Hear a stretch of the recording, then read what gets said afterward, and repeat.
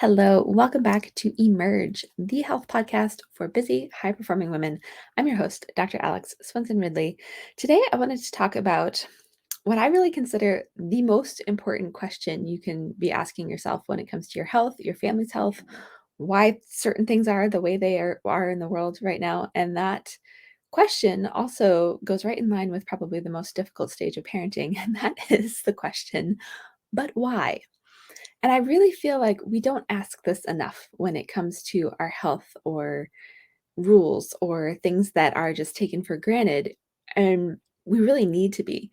And there's kind of multiple facets where I'm coming at with this today. So I'm going to try to keep my thoughts in order and coherent for you. But the first thing that really came to mind and kind of prompted this conversation was my husband and I are planning, as long as it doesn't get canceled because of all the Delta variant stuff, but he has a work trip and we were planning to go to some sporting events and a concert while we were gone. I'm going with him because it's right around his birthday. And we just found out that, like so many venues and whatnot, they're now requiring non vaccinated people to test before being able to come into the venue. And I get that. I'm not against that or anything in terms of just safety and whatnot. But what really didn't make sense to me and still doesn't, and it's where I'm launching this conversation, because what I really want is for all of us to think critically about our health and about the things that are going on in the world. And I'm not here to spout any opinions on anybody. I just want you to think, like, whether or not you choose to get vaccinated, whether or not you are a Democrat or a Republican or somewhere in between, like, none of that matters to me. My point is, let's think critically about some of this stuff, because at least for now, as I've said before, we still have the opportunity to do so. So here's what doesn't make sense about this to me, right? Lots and lots of people I know have come down with COVID over the last couple of weeks, and those people are both vaccinated and non-vaccinated. And what I will say is that the vaccine does seem to have some effect on the severity of the symptoms and the experience, and those who are ending up in the hospital, and probably those that are dying, though it's hard to really trust numbers that come out of the CDC and places like that at times. And I can launch into a whole diatribe about that, but I won't. You just want to, like, thinking critically even applies to the stuff the government tells us and all of that. Okay. It's not just like for yourself, but across the board, we need to think critically and ask, but why? And so, I've known whole families that everyone was vaccinated and they came down with COVID, having no idea where they got exposed to it or, where it came from or any of these things. And they didn't get very sick. And some of them had absolutely no symptoms and whatnot, but they still tested positive. And so they had to do all the things, right? So, my point, getting back to this whole venue thing, is why, if we're trying to slow the spread of this thing again, because we've been on this uphill curve and we're hitting peaks, and at least in Alaska and I think around the country, we're seeing numbers that we weren't even seeing last fall when everything was shut down. So why aren't we testing everybody? Because if we've learned anything about this vaccine that has been an experiment and a trial, and literally everybody who's gotten it has been part of a medical trial, that's what this is. It's not, a hard and fast thing that it means that we're going to, obviously we're not slowing the progression of what the virus and what's going on. So why not test everyone and not just single out the people who are not vaccinated? So this is just like one example of so many I could go through. But we have to be willing to ask the questions, because in reactionary mode or in whatever it is, or in that we're trying to put all of our faith in one thing to slow the progression of this, while kind of negating everything else that we've talked about, masks and social distancing. As much as I dislike them, and my son is struggling with masks now being required in school again after we started off the year with them not being, we have to continue to just think for ourselves, because not everybody's going to do it for us, and not everybody has our best interest at heart. You have to recognize that. So, the most important question you can ask yourself, whether it's about current events or whether or not you should get a vaccine, or, what's going on with your work or any of that, but when it comes to your health, it's asking why. And so many of us, we just accept a diagnosis or accept there's nothing wrong with us, or we ask that question, and Western medicine is really great at being the parent who says, I don't know. I have no answer for you. And the first time I really asked the question, but why, was actually when I was 12. And I've talked about this on the show before, but I got super sick. It was my seventh and eighth grade years of school. And I missed 45 days of school both years. And I was exhausted. I was sick. Would go to doctor after doctor and they would test me for thing after thing, and they tested me for mono about 7 times, and no one could figure out what was wrong with me until finally someone ran some allergy tests and decided I was allergic to cats and a few other things, and I was literally laying at home with my cat every day on the couch. And that's all well and good. I finally had an answer. I developed asthma and I had eczema on my hands, and I was just sick all the time. But it didn't really answer what had happened because up to that point in my life for 12 years, I had no problem with cats. I had no problem with dust or, dander or any of that stuff. And no one could tell me why. And I talked about this when I talked about, vaccines and just kind of shared some of my thoughts around that. I know it's a super hot, polarizing topic right now. So again, I am just coming from the place of think critically. And that includes critically analyzing and even questioning, because we have the freedom to do that in this country, at least for now, questioning what we're being told by the media, by look at the research, see who funded it, like who is behind certain studies. There's actually one vaccine coming down the pipeline that I would probably be willing to get because it isn't an mRNA vaccine and it doesn't have fetal parts, and it's fairly, as far as a vaccine goes, I mean, it's still got some bad stuff in it that's toxic and whatnot, but it's far less than what's currently out there on the market. It's called the Novavax, if anyone wants to look it up. Novavax. I didn't say that very clearly. But you have to I have this horrible feeling that it's because it's not an mRNA vaccine and because, a pandemic has given a launch pad for that technology to be developed, this vaccine probably won't see the light of day. And I really hope that's not true. And I really hope it comes to the US because it's probably the only one I'd be willing to get. That aside, I'm just giving you some insight and some tools, especially in the United States. We have the freedom to ask questions and to say, but why?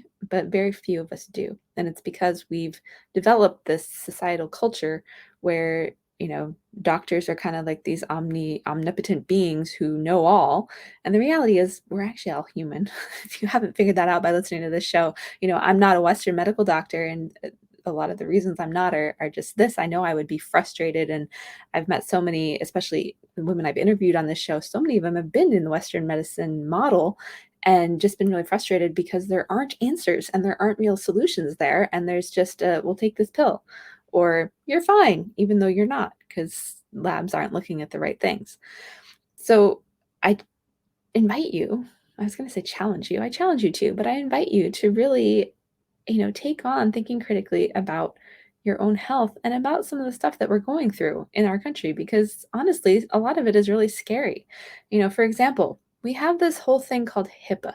It stands for the Health Information Portability and Accountability Act. And it was passed in the 90s, I believe, 1991, 1994, something like that. But it's something that's been hammered into my head in chiropractic school that, we're all very aware of, and it's designed to protect your personal health information. I think it's a good thing, it's in place for a reason, but this whole instance of a pandemic and all of this stuff has somehow pushed that out the window where now you can, be demanded to show a vaccine card in order to work or go into a establishment or do this or that. And I'm just wary of this because, like with my own story, when I was 12, I actually didn't finish that. I've shared that I was vaccine injured before, and it happened when I was 11. And what happened, and it's not that vaccines are bad, none of that. And this is my own personal health journey and personal, story that has kind of led me to the point where I'm at and what I'm confident in and what I, do for my own health and my family's health based on my son's health history as well, because he was born early and there's a lot of correlation between vaccines being stressful on a little baby body that was born 5 weeks early. So, there's you just need to be aware and do your own research and whatnot. So what happened for me was I'd had some other things happen in my life. I mentioned I was born cesarean. We ate like crap for whatever reason, all the sugar, all the crud, like kids of the 80s, I don't think I ever went as far as Pop-Tarts, but, like, I pretty much had everything under the sun. And over time, when we're born, we're only born with half of our immune system functioning. And so part of growing up and being a kid and getting sick and all of that is that that other side of your immune system is working. In an ideal world, they're firing on all cylinders and they're both firing the same amount. So they kind of counterbalance each other. If you miss out on things like being exposed to dirt or being breastfed or eating healthy foods, not being exposed to the chemicals and toxins and dyes and all of the things that are in most of our food and our environment, our cleaning products, all of that stuff, your immune system starts to be skewed. And one of the things that continues to skew it is vaccines. And so the thing that finally tipped mine over the edge and caused me to suddenly have what are really considered more autoimmune type reactions and disorders, eczema, asthma, allergies, and that we are told there's no explanation for, it's because that immune system is misfiring and out of balance. And so until you bolster up that other side, you start to have symptoms. And this is the same with autoimmune diseases, all of this stuff. So I didn't understand this until I was in an advanced pediatric certification post chiropractic school, post, graduate school, and finally connected all the dots. And so I know it can be frustrating and scary to ask that question, but why? With whatever you're dealing with, because it can take a while to find answers. And it's in, finding people like me, finding podcasts, finding information, just using a critical eye with anything that you read. I got slammed on Facebook kind of early on in the pandemic because of the credibility of something I posted. And I'll be honest, I didn't read it closely enough, and so I'm more careful about that. And I was going to write about this whole, stuff that's been in my mind lately, but I didn't really feel like getting into an argument on Facebook because people don't read things critically and they react emotionally, and they don't really pause long enough to like understand and go objectively enough to just have some understanding of where the other person is coming from. And so one of the, especially in this climate, I'm so disheartened by the emotional reactions on both sides of the spectrum with, everything surrounding vaccines. It's scary, and because it's challenging a lot of, things that we've taken for granted, especially as Americans, and having freedom of speech and freedom, and protection of our health information, and a lot of stuff that they actually don't have in other places that I think we're, very blessed to have, but that's being challenged now. And so I want us all to check in with ourselves and ask, you can ask, but why is this happening, like on a societal level, a global level, uh, for you personally level? Like it's probably easier to start there because it's a rhetorical question, really, but I encourage all of us to just continue to come at this objectively. And I was going to say, one of the best things you can do is objectively, whichever side of the spectrum you're on, or maybe you're somewhere in the middle, but just looking at both sides of the argument, and you can find holes in both of them, I promise. um, but ultimately you have to decide, like, what are the risks and benefits for you, for yourself, for your family, like what's in line with you, what freedoms do you really value that we have in this country that are maybe being encroached on and challenged. And that's not coming from a place of me being a staunch Republican or anything. Politically, I'm kind of like all over the place. So that's not even what this is about. It's just about really being aware. I have a former mentor and person I listened to a lot in chiropractic school who would talk about the sheeple, right?